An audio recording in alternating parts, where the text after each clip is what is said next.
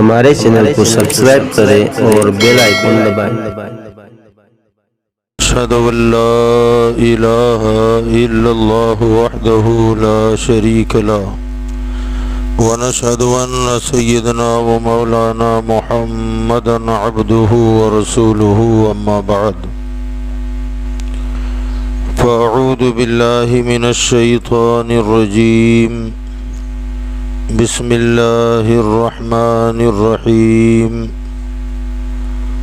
كل نفس ذائقة الموت إنما توفون أجوركم يوم القيامة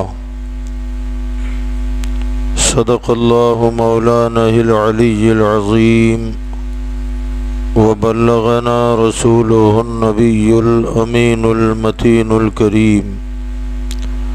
معزز محترم سامعین کرام، السلام علیکم ورحمۃ اللہ وبرکاتہ۔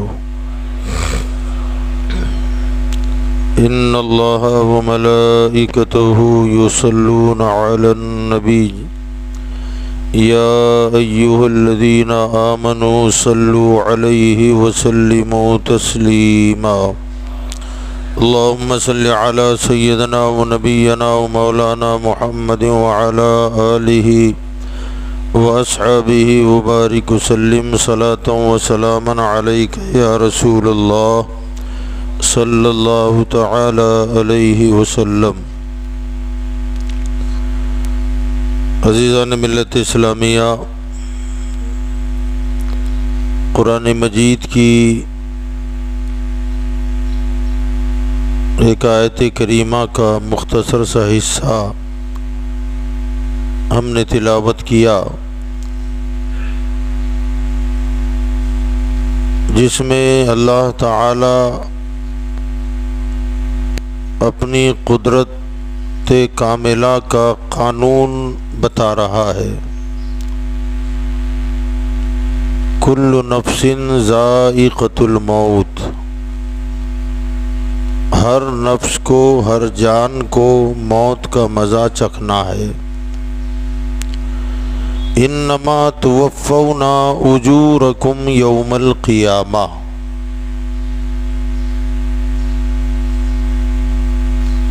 ہر ایک کے کیے کا پورا پورا بدلہ قیامت کے دن دیا جائے گا۔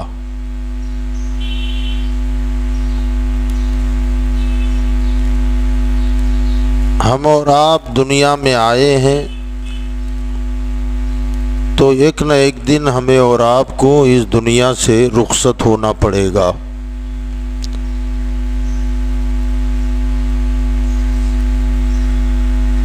موت برحق ہے،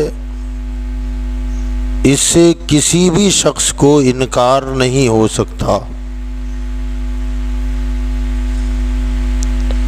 موت ایک اٹل حقیقت ہے،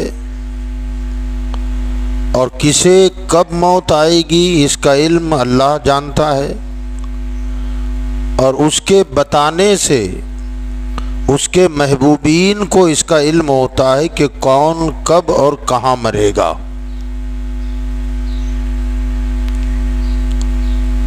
اللہ تعالیٰ قرآن مجید میں ارشاد فرماتا ہے، اینما تکونوا یدرککم الموت ولو کنتم فی بروج مشیدہ،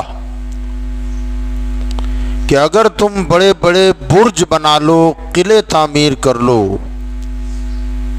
اور یہ سمجھو کہ شاید یہاں موت نہ آئے گی، اللہ فرماتا ہے تمہیں موت وہاں بھی آ کر کے رہے گی۔ دنیا کا کوئی گوشہ، کوئی خطہ جہاں آدمی اپنے آپ کو محفوظ کر لے موت سے، یہ ممکن نہیں ہے، بلکہ ہماری موت کا وقت بھی، جگہ بھی، اور موت کا سبب بھی اللہ تعالیٰ نے پہلے ہی سے لکھ دیا ہے۔ وما کان لنفس ان تموت الا باذن اللہ کتابا مؤجلا۔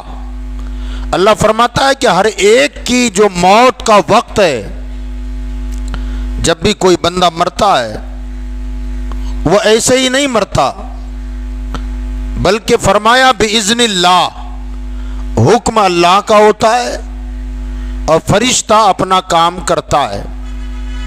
فرمایا کتاباً مؤجلا، ہر ایک کی اجل کا جو وقت ہے ہم نے اسے لکھ دیا ہے، کتابت اس کی کر دی ہے، اسے تحریر کر دیا گیا ہے۔ ایک اور جگہ اللہ نے ٹائمنگ کے حساب سے بیان فرمایا، اذا جاء اجلهم لا يستأخرون ساعة ولا يستقدمون، کہ موت کا وقت مقرر ہے اور جو موت کا مقرر وقت ہے اس کے آنے سے پہلے، وہ ٹائم ابھی آیا نہیں، اس سے ایک سیکنڈ پہلے کسی کو موت نہیں آ سکتی اور نہ ایک سیکنڈ بعد موت آئے گی۔ اللہ نے جو ٹائمنگ مقرر کر دیا ہے، پوری دنیا مل کر بھی اگر اس بندے کو 10 منٹ اور زیادہ زندہ رکھنا چاہے تو وہ زندہ نہیں رکھ سکتی، پوری دنیا مل کے بھی۔ اور اگر اس کا وقت آ گیا تو اس سے پوری دنیا مل کے اسے 2-5 منٹ زیادہ زندہ نہیں رکھ سکتی، اور اگر وقت نہیں آیا تو 2-5 منٹ پہلے بھی پوری دنیا مل کے کسی کو موت نہیں دے سکتے۔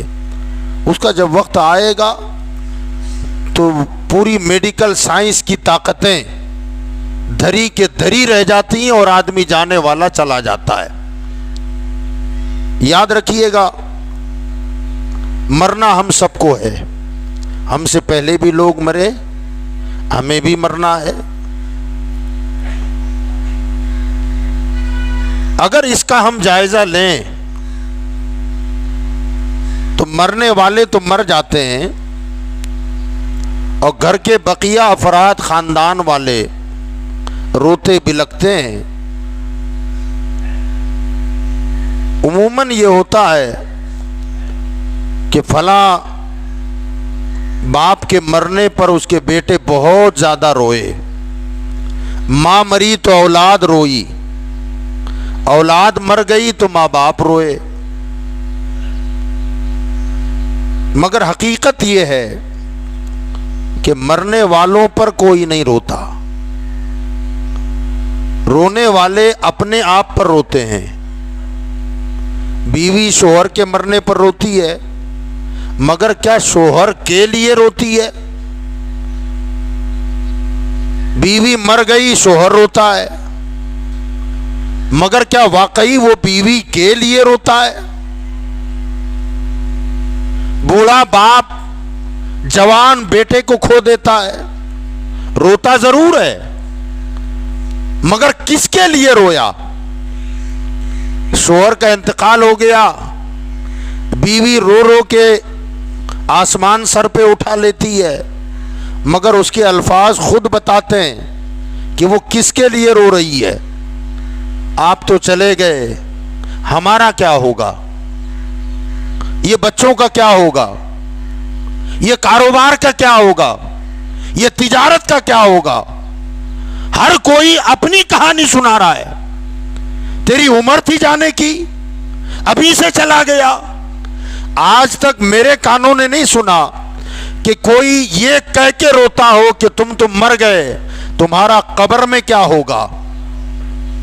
کوئی یہ کہہ کے روتا ہے؟ تمہیں پنکھے کے بغیر نیند نہیں آتی تھی، قبر میں پنکھا کہاں ہوگا؟ تمہیں بغیر تکیے کے نہیں آتی تھی نیند، قبر میں تکیہ کون رکھے گا؟ تمہیں گھپ اندھیرے میں خوف لگتا تھا، قبر کے اندھیرے میں کیسے سو پاؤ گے؟ قبر میں جاؤ گے، منکر نکیر سوال کریں گے، تمہارے سوالوں کے جواب کا کیا بنے گا؟ کیا اس پر کسی کو روتے ہوئے دیکھا ہے؟ کیا ہمارے کانوں نے آج تک سنا ہے؟ جب ہم کسی کے لیے اس معاملے میں نہیں روئے تو ہم پر، آپ پر اس معاملے کو لے کر کون روئے گا؟ تو یاد رکھیے گا، بیوی اپنے لیے روتی ہے، बच्चे अपने लिए रोते हैं, कारोबार के मामले को लेकर टेंशन में होते हैं, मगर मरने वाला कब्र में क्या उसके साथ सुलूक होगा, उसका कब्र में क्या बनेगा, इसकी फिक्र न किसी को हुई है, न हमें हो सकती है, न हम पर कोई इस मामले को लेकर रो सकता है। वहां की फिक्र अगर करनी है तो हमें करनी है कि कब्र में हमें जाना है। आला हजरत इमाम अहमद रजा फाजिल बरेलवी रहमतुल्लाह ताला अलैह फरमाते हैं कि उतरते चांद ढलती चांदनी जो हो सके कर ले, उतरते चांद ढलती चांदनी जो हो सके कर ले, अंधेरा पाक आता है ये 2 दिन की उजाली है, ये रोशनी ये हंगामे ये 2 दिन का है, वो घटाटोप अंधेरा आएगा, वहां फिर न बेटा काम आए, न बेटी काम आए, न बीवी काम आए, न बाप काम आए, न रिश्तेदार काम आए। वहां अगर कोई काम आएगा वो सिर्फ हमारे आपके अमाल होंगे। अब हमें चाहिए कि अगर वाकई अल्लाह ने हमें अक्ल व शऊर अता फरमाया है तो हम वहां की तैयारी करें कि कब्र में हमारे साथ कोई आने वाला नहीं है। हम जिस पर दुनिया में भरोसा करते थे, एतमाद करते थे, वो भी हमारी कब्र में मिट्टी ही डाल रहा होगा, या तो चंद मुट्ठी मिट्टी उठाकर डालेगा, अगर ज्यादा जवान है तो चंद पावड़े लेकर के वो मिट्टी डाल देगा, कब्र बराबर हो जाएगी और सारे के सारे लौट करके वापस आ जाएंगे और ये 3 दिन का रोना धोना चलेगा। उसके बाद हर कोई अपने अपने काम में मसरूफ हो जाएगा। फिर 40वां आएगा, 10वां आएगा, उसमें फातिहा करा देंगे।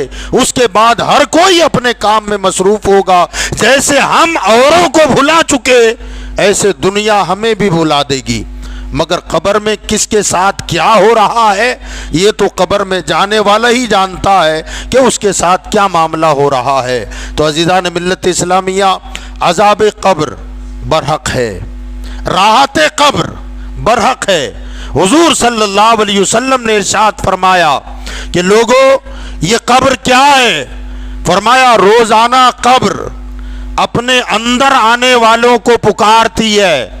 हमें नहीं मालूम कि हमारी कब्र कहाँ बनेगी, मुझे नहीं पता कि मैं कहाँ दफनाया जाऊंगा, आपको नहीं मालूम कि किस जमीन के कौन से हिस्से में आपकी कब्र बनेगी, मगर कब्र का वो हिस्सा जहां हमें दफनाया जाएगा अपने अंदर आने वालों को वो जमीन पहचानती है। जमीन का वो टुकड़ा हमें जानता है और वो टुकड़ा हमें बार बार आगाही देता है। आका फरमाते हैं कब्र पुकारेगी, ओ जमीन पर अकड़ अकड़ के चलने वाले, ए जमीन पर गुनाह करने वाले, ए जमीन को गुनाह से भरने वाले, आज तू मेरे सीने पर चल रहा है, कल मेरे पेट में आएगा, तब तुझे बताऊंगी कि कब्र की तारीकी क्या होती है और कब्र की सख्ती क्या होती है और अज़ाबे कब्र क्या होता है। तो मेरे भाइयों, नौजवान साथियों, याद रखो हमें उस कब्र को कभी फरामोश नहीं करना है। आका करीम सल्लल्लाहु अलैहि वसल्लम ने फरमाया कि कब्र हमारे लिए या तो जन्नत के बागों में से एक बाग बना दी जाती है या फिर जहन्नम के गढ़ों में से एक गड़ा बना दी जाती है। डॉक्टर नूर मोहम्मद साहब एक बड़े डॉक्टर गुजरे हैं, MBBS MD, बल्कि अपने वक्त के सर्जन थे। उन्होंने अपनी बायोग्राफी लिखी है, ज़िंदगी में उनके हॉस्पिटल में अमराज मरीज़ों में कैसे कैसे लोग आए और कैसे कैसे लोगों का इन्होंने इलाज किया। अपने दौरान तालीम से लेकर रिटायर होने तक सारी दास्तान उन्होंने अपनी एक किताब में महफूज कर दी है। उनका अपना बयान है कि इंडिया पाकिस्तान की जब लड़ाई हुई थी गालिबन 1960 में, तो वो कहते हैं कि उस जंग के बाद हम लोग एक गांव में पहुंचे जहां लोग दीन से दूर थे, अमली एतबार से उनके अंदर कोई दिलचस्पी नहीं थी। उनका बयान है कि हम लोग पहले शहर में गांव में घूमे اور گھوم کر ہم نے لوگوں کو مسجد میں آنے کی دعوت دی تاکہ لوگوں کو دین کی طرف مائل کیا جائے، اللہ رسول کا پیغام ان تک پہنچایا جا سکے۔ ہم جب ایک گلی سے گزر رہے تھے تو ایک بندہ ہمیں اپنے دروازے کے سامنے ملا۔ اسے ہم نے جب دعوت دی تو وہ کہنے لگا کہ میں آؤں گا مسجد میں، لیکن چند منٹ مجھے بھی بولنے کا موقع دیا جائے۔ ڈاکٹر صاحب کہتے ہیں کہ ہم نے کہا کہ ٹھیک ہے آپ آ جائیں، اگر کوئی خاص بات ہو تو آپ ضرور اس کو لوگوں میں شیئر کریں، لوگوں میں بیان کریں۔ وہ کہتے ہیں کہ وہ ہمارے ساتھ چل پڑے، مسجد میں آئے، نماز ہوئی مغرب کی، اور مغرب کی نماز کے بعد ہم نے چونکہ پہلے سے ان سے جان لیا تھا کہ آپ کون ہیں، تو اصل میں وہ ریٹائر فوجی تھا، فوج میں کبھی کام کرتا تھا، پاکستانی فوج میں۔ اسے جب موقع دیا گیا تو وہ بندہ یہ کہنے لگا کہ 1960 میں فوج میں تھا اور ایمرجنسی کا دور تھا، جو مکان گورنمنٹ کے سمجھ میں آیا وہ بستی خالی کر دی گئی، وہاں فوجی چھاونی بنا دی گئی، فوج کا اسلحہ ہتھیار۔ تو کہتے ہیں اسے ہی لاہور کے قریب ایک گاؤں تھا جو بارڈر کے قریب تھا ہندوستان کی، وہاں ایک بڑا سا قبرستان تھا، خالی جگہ تھی، وہاں پاکستانی گورنمنٹ نے اسلحوں کا ذخیرے کے لیے اس قبرستان کو ہی گویا ایک طرح سے چھاونی انہوں نے بنا دیا۔ وہاں ریوالور اور بندوقیں، بم وغیرہ سب رکھے گئے۔ وہاں پہرا دینے والے فوجیوں میں میرا بھی نام شامل تھا۔ وہ فوجی کہتے ہیں کہ میں دوپہر کے وقت اپنی بندوق کاندھے پہ لٹکائے ہوئے ادھر ادھر میں گھوم رہا تھا، اچانک دوپہر کے وقت میرے کانوں میں کڑکڑاہٹ کی آواز آئی، گویا کہ کوئی چیز توڑی جا رہی ہے۔ وہ کہتے ہیں مسلسل یہ آواز آنے لگی تو میں اس آواز کی جستجو میں لگا کہ آواز کہاں سے آ رہی ہے۔ کہتے ہیں اس کی کھوج میں میں جدھر سے آواز آ رہی تھی ادھر بڑھتا چلا گیا۔ جب بڑھتے بڑھتے میں ایک مقام پہ پہنچا تو مجھے ایسا لگا کہ یہ اسی زمین کے اندر سے آواز آ رہی ہے اور وہ ہڈیاں ٹوٹنے کی آواز ہے۔ وہ کہتے ہیں میں نے اپنی بندوق کے نالی سے تھوڑی سی زمین کو وہاں کریدا تو سوراخ ہو گیا، سوراخ ہوا، سورج کی روشنی تھی اور مجھے اندر نظر آ رہا تھا کہ ایک لاش ہے اور چوہے کے برابر ایک جانور ہے۔ وہ جانور اس لاش کو خالی اپنا منہ ٹچ کرتا ہے، منہ لگاتا ہے تو اس مردے کی ہڈیاں کٹ کٹ کٹ کٹ کٹ کٹ ٹوٹتے ہوئے آوازیں پیدا ہوتی ہیں اور وہ مردہ سکڑ جاتا ہے۔ کچھ دیر کے بعد پھر اس کی حالت نارمل ہو جاتی ہے، اس کے اعضاء پھر اپنی اصلی حالت پہ آ جاتے ہیں۔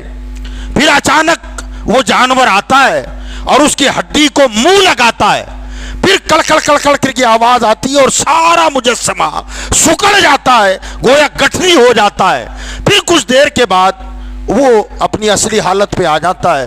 تو مجھے اس مردے پر ترس آیا، مردے پر مجھے ترس آیا۔ میں نے تھوڑا سا وہ راستہ اور چوڑا کیا اور میں انتظار میں تھا کہ وہ جانور آئے گا تو میں اسے گولی مار دوں۔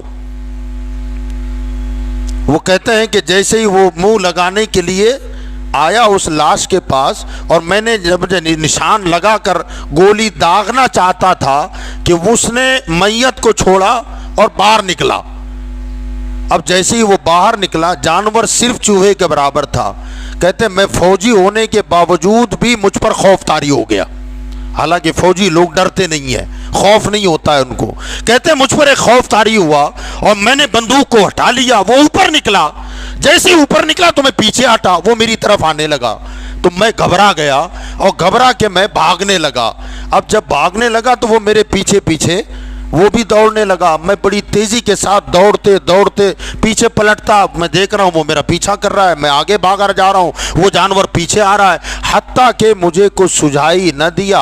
کچھ آگے جب میں بڑھا تو مجھے ایک پانی کا تالاب بھرا ہوا نظر آیا. میں نے خوف کے حالت میں اس تالاب میں چھلانگ لگا دی اور چھلانگ لگا کر تیرتا ہوا اس طرف میں جانے لگا. تقریباً گھٹنے برابر پانی جب ملا تو میں کھڑا ہو کر اس طرف جا رہا تھا. وہ جانور تالاب کے کنارے آ کے مجھے دیکھ رہا ہے، مگر اب بھی میرا خوف دور نہیں ہوا تھا. میں ابھی گھٹنے برابر پانی میں تھا کہ اچانک اس جانور نے اس تالاب کے پانی میں خالی منہ ڈبویا. منہ ڈبو کر باہر نکالا تو اتنی ہی دیر میں وہ پانی ابلنے لگ گیا. اور ابھی میں کنارے پر گیا نہیں تھا، گھٹنے برابر پانی میں تھا. وہ پانی اتنا ابلا کہ میرے دونوں پیر گھٹنوں تک جل گئے. وہ کہتے ہیں اس نے جب کپڑا اپنا ہٹایا تو پٹیاں اب بھی بندھی ہوئی تھیں. وہ کہتا ہے کہ اب تک میرے پیروں سے اس کی جلن نہیں گئی ہے. ذرا آپ سوچیں یہ واقعہ یہاں ہو گیا. جانور نے خالی اس تالاب میں منہ ڈالا تو اس کی حدت اور گرمی کا یہ عالم کہ پانی ابلنے لگ گیا. 10 سیر پانی آپ دیگ میں ڈالیں اور نیچے لکڑیاں جلا دیں، اسے ابلنے میں کتنی دیر لگے گی؟ کتنا کلو لکڑی جل جائے گی تب جا کے پانی ابلنے لگتا ہے. اس تالاب میں ہزاروں ٹن پانی ہوگا. وہ قبر میں عذاب کے لیے جو جانور مسلط ہوا تھا اس نے خالی ہزاروں ٹن پانی میں منہ ٹچ کیا تو یک بیک پانی ابلنے لگا.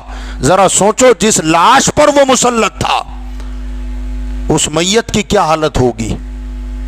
نوجوانوں یاد رکھو قبر میں کوئی نہیں آئے گا ہمارے ساتھ، وہاں ہمارے نیک اعمال ہی کام لگیں گے. آج ہم دھڑلے سے نمازیں چھوڑ رہے ہیں، جھوٹ بول رہے ہیں، غیبت کر رہے ہیں، شرابیں پی رہے ہیں، جوا کھیل رہے ہیں، گالی گلوچ کر رہے ہیں. یہ سارا حساب ہمیں قبر میں اس کا چکتا کرنا پڑے گا. یہ سارا عذاب ہمیں قبر میں جاتے ہی بھگتنا پڑے گا. تو یاد رکھیے گا قبر کا عذاب یہ تو ایک ہلکی جھلک جو اللہ نے دکھا دی، ورنہ اندر کیا کیا ہوتا ہے یہ تو اللہ بہتر جانتا ہے، اللہ کے رسول بہتر جانتے ہیں. حضور صلی اللہ علیہ وسلم نے ہمیں اور آپ کو آگاہ کیا ہے. ارشاد فرمایا کہ جب میت کو قبر میں رکھ دیا جاتا ہے تو فرماتے ہیں جب دفنانے والے دفنا کے چلے جاتے ہیں نا تو قبر کے دونوں کنارے آپس میں ایسے ملتے ہیں. فرمایا مرنے والے کی پسلیاں انگلیاں ڈال کے حضور نے بتایا کہ بائیں سائڈ کی پسلیاں دائیں طرف اور دائیں پسلیاں بائیں طرف ایسے پیوست ہو جاتی ہیں اور پھر اسے چھوڑ دیا جاتا ہے. یاد رکھیے گا نوجوانوں ہماری جوانی چند روزہ ہے، آج نہیں تو کل پوری ہو جائے گی. کبھی آپ آئیں تو میں آپ کو دکھاؤں میرے پاس فائل میں نئی دنیا اخبار جو دلی سے نکلتا ہے آج سے تقریباً 15-17 سال پہلے ایک خبر آئی تھی انگلینڈ کی. نوجوان لڑکا خالی بخار آیا اور بخار آنے کے بعد ہاسپٹل میں اس کی موت واقع ہو گئی، میت ہو گئی. میت کے بعد اس کے والد کو اس کے باپ کو لوگوں نے کچھ ابھارا کہ یار معمولی بخار سے بچہ نہیں مر سکتا، ہو نہ ہو اس میں ڈاکٹروں کی کوئی غلطی ہو، اسے دوائی غلط دے گئی ہو، لہذا اس پر ایکشن لینا چاہیے. اس نے ایکشن لے لیا، اسے دفنا دیا گیا تھا. جب ایکشن لیا تو وہاں کی جو گورنمنٹ ہے کافی متحرک ہے. ہمارے یہاں آج اگر آپ کیس فائل کرتے ہیں تو 8 دن کے بعد پولیس حرکت میں آتی ہے، وہاں ایسا نہیں ہوتا. وہاں پر فوراً ایکشن لیا جاتا ہے. رات کو دفنا کے آئے مغرب میں اور اس نے ایف آئی آر درج کر دی، ہاسپٹل پر کیس کر دیا. دوسرے دن صبح ڈاکٹروں سمیت پولیس کی ٹیم قبرستان آ گئی اور آ کر کے کہا کہ بھئی اب اس قبرستان سے اس قبر سے میت کو نکالا جائے گا، اس کی باقاعدہ رپورٹ تیار ہوگی اور وہ ساری کارروائی کی جائے گی. 12 گھنٹے ہوئے تھے ابھی جب قبر کو کھودا گیا. اس لاش کی تصویر اخبار میں چھپی ہوئی ہے، میری فائل میں موجود ہے. اس لاش کو اگر آپ دیکھیں گے نا فوٹو، یقین جانے آپ کو یقین ہوگا ایسا لگتا ہے جیسے کسی نے چکی میں ڈال کر لاش کو نکالا ہے. اتنا چورا ہو گیا ہے. ڈاکٹر پریشان، پولیس والے پریشان، گھر والے پریشان. परेशान कि आखिर ये चक्कर क्या है। उलमा भी दौड़े दौड़े आए, अब पैसे वाले लोग थे, कहा भाई ये कैसे हो गया। तो उलमा ने कहा कि बिल्कुल हमारे आका के फरमाए हुए हदीस की तस्वीर हमारे सामने है। कब 12 घंटे में लाश इस कदर बिगड़ जाए और पूरी हड्डियां चकनाचूर हो जाए, कहा यह अज़ाबे कब्र है जो हमारे आका ने 1400 साल पहले हदीस में बयान कर दिया है। अब उसके बाप की आंख खुली, कहा अब मुझे किसी पर कोई एक्शन नहीं लेना है। दौलत अल्लाह ने दी थी, जवान बेटे पर हमने तवज्जो न दी, उसकी रातें कहाँ गुजरती थी और दिन कहाँ गुजरते थे। अय्याशियों में दिन गुजरते थे, रातें अय्याशियों में गुजरती थी। गोया अल्लाह ने अज़ाब कब्र उस पर अभी से मुसल्लत कर दिया है। मेरे भाइयों, बुजुर्गों और दोस्तों, दौलत दरी के दरी रह गई, माँ बाप दरे के दरे रह गए, कब्र में कोई साथ ना आया।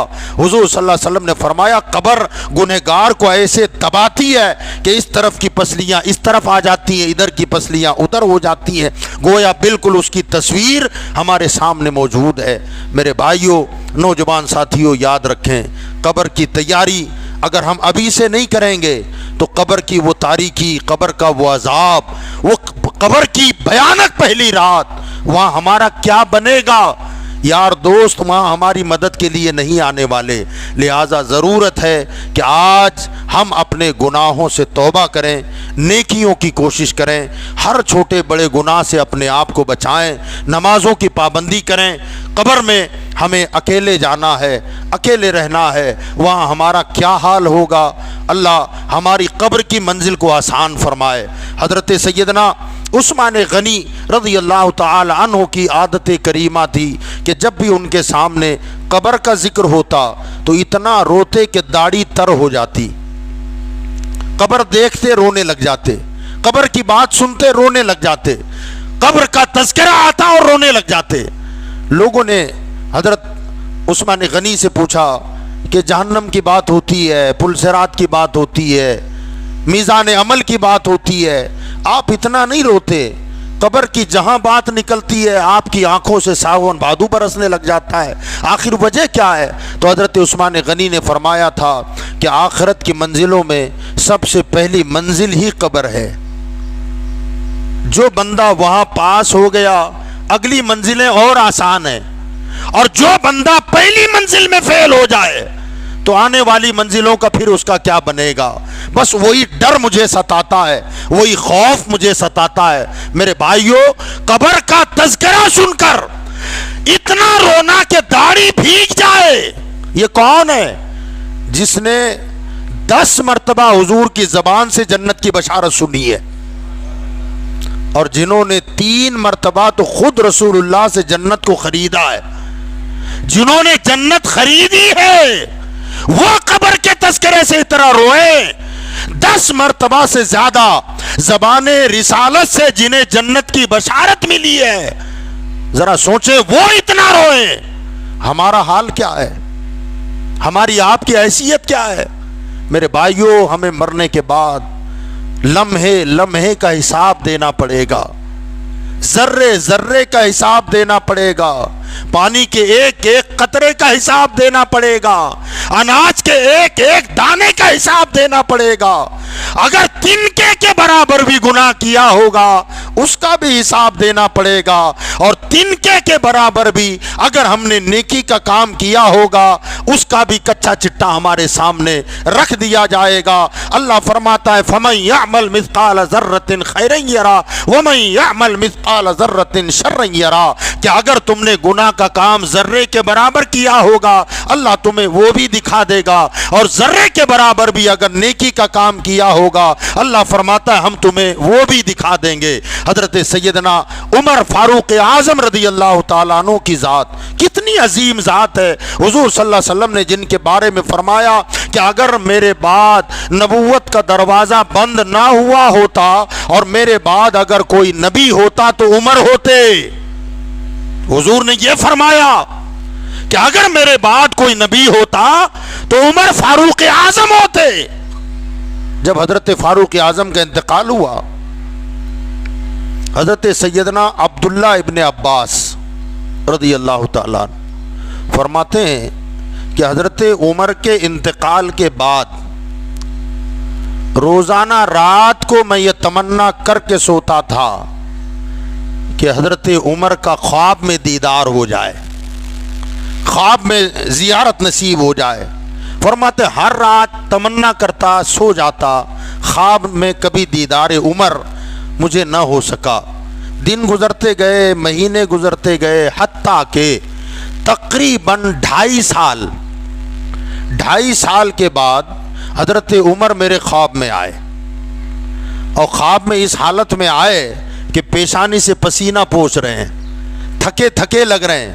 حضرت عبداللہ فرماتے ہیں کہ میں نے حضرت عمر کو جیسے ہی دیکھا تو میں خوشی سے اپنی مسرت کو چھپا نہ سکا، اور میں نے کہا امیر المومنین، جب سے آپ کا وصال ہوا ہے ہر رات تمنا کر کے سوتا تھا کہ خواب میں دیدار ہو جائے، مگر 2.5 سال بیت گئے، اب تک خواب میں نہیں آئے، خواب میں آئے تو 2.5 سال کے بعد خواب میں آئے۔